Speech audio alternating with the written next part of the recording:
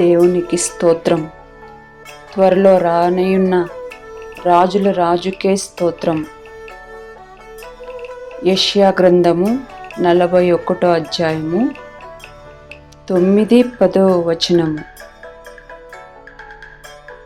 నా సేవకుడైన ఇజ్రాయేలు, నేనేర్పరచుకొనున్న యాకోబు, నా స్నేహితుడైన అబ్రహాము సంతానమా, భూదిగాంతముల నుండి నేను పట్టుకొని దాని కొనల నుండి పిలుచుకొనినవాడా, నీవు నా దాసుడువనియు నేను నిన్ను ఉపేక్షింపగా ఏర్పరచుకుంటుననియు నేను నీతో చెప్పియున్నాను.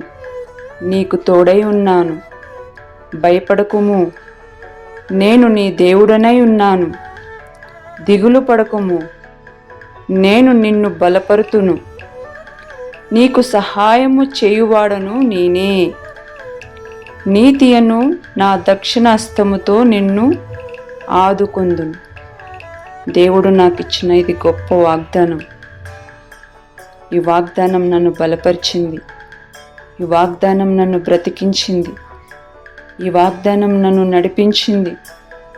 నా శోధనలో, నా బాధలు, నా ఇరుకులు, నా ఇబ్బందులలో ప్రతి క్షణము ఈ వాగ్దానం నాకు ఊపిరై, ప్రాణమై, ఈ వాగ్దానమును జ్ఞాపకము చేసుకొని, ఈ వాగ్దానం పైన ఆశ పెట్టుకొని, నా తండ్రి నాకు చేసిన వాగ్దానం, ఆయన ఇచ్చిన మాట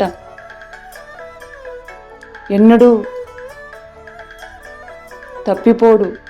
వాగ్దానం చేసిన వాడు నమ్మదగినవాడు. అబద్ధమాడుటకు ఆయన నరుడు కాడు. ఇచ్చిన మాట తప్పుటకు ఆయన మానవుడు కాడు. నాకిచ్చిన వాగ్దానం నా ప్రభువు నిత్యముగా నా జీవితంలో నెరవేర్చినందుల కొరకే స్తుతిస్తున్నాను. అవును, నా దేవుడు గొప్పవాడు. నా జీవితంలో ఈ వాగ్దానం అంతటినీ నెరవేర్చినందుకు స్తుతిస్తున్నాను.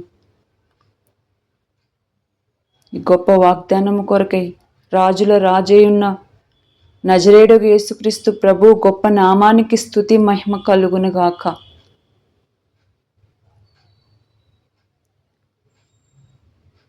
యేసుక్రీస్తు నామంలో అడుగుచున్నాను తండ్రి, ఆమేన్.